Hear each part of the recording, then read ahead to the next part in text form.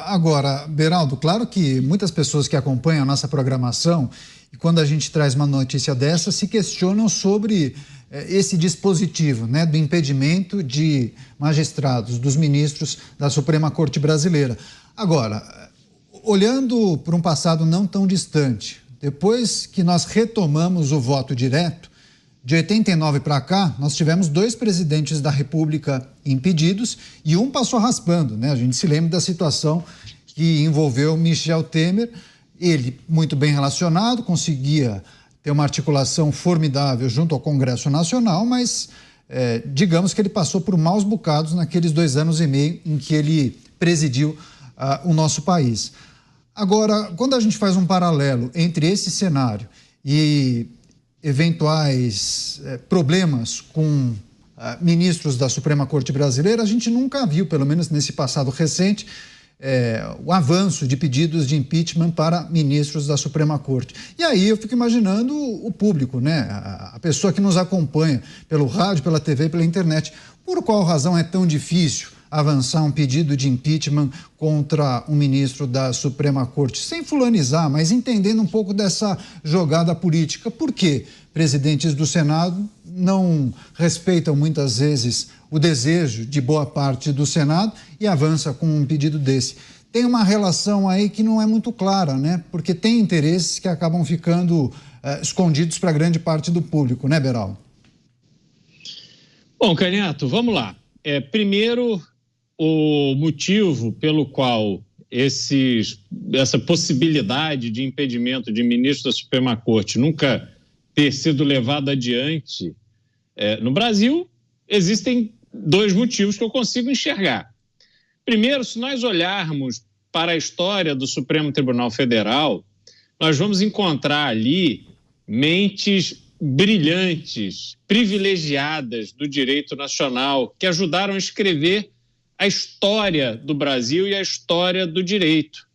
E isso não faz muito tempo. Então, era muito difícil você imaginar o Senado olhando para Eliomar Balieiro e dizendo assim, olha, nós discordamos do ministro Eliomar e vamos propor o impedimento do ministro.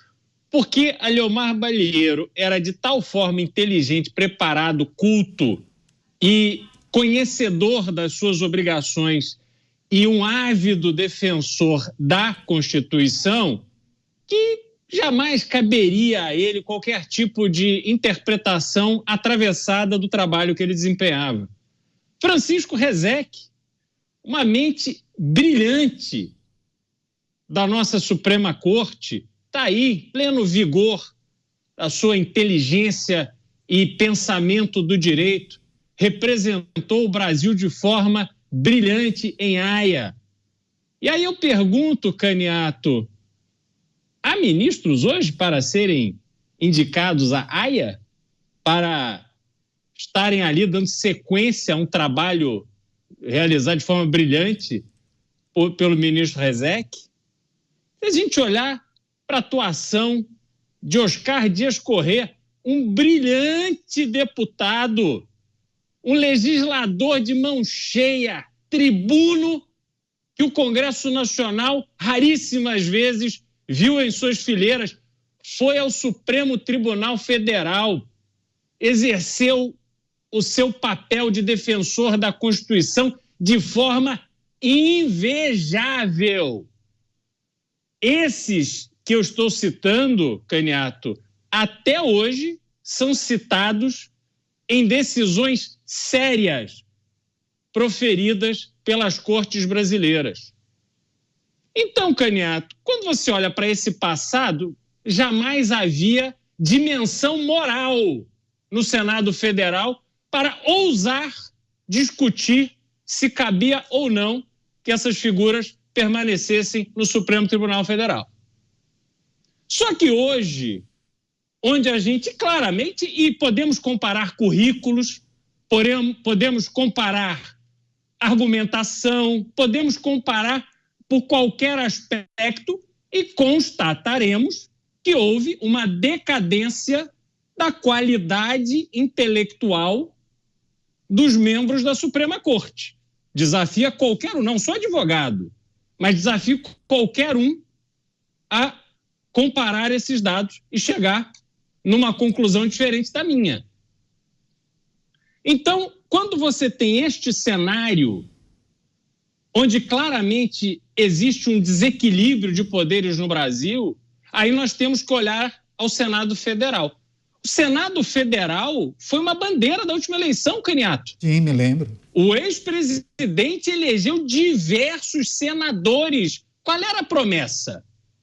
Somos diferentes, somos firmes na defesa do Brasil, na defesa das liberdades e vamos atuar de forma aguerrida. Essa era a promessa. Estão fazendo algo? Não. E não coloquem a culpa no Rodrigo Pacheco, não. Que o presidente do Senado atua conforme a pressão que recebe dentro de casa. Não venha dizer, estamos aqui estridentes e o Rodrigo Todo-Poderoso aqui. Não é assim, não. Porque há instrumentos dentro do Senado Federal para pressionar o seu presidente.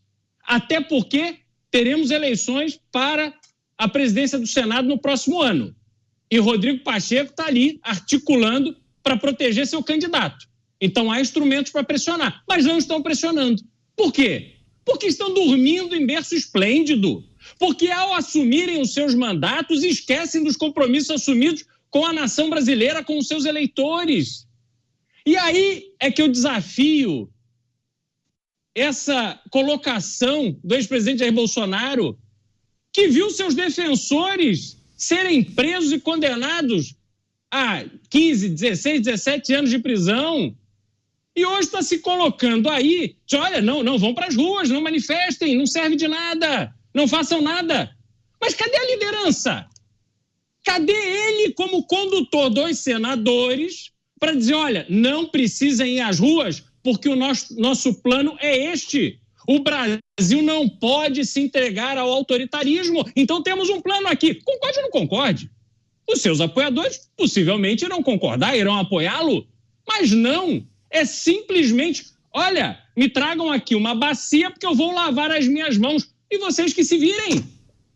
É claro que essas manifestações foram convocadas com o objetivo direto, se contrapor ao Supremo Tribunal Federal. E foram incentivados, sim, pelo ex-presidente e seus apoiadores. Então não me venha com essa agora. A gente precisa de uma política no Brasil de pessoas com opinião, com garra, com firmeza, que vão até o final do seu pensamento, das suas convicções, aquilo que apresentam ao público.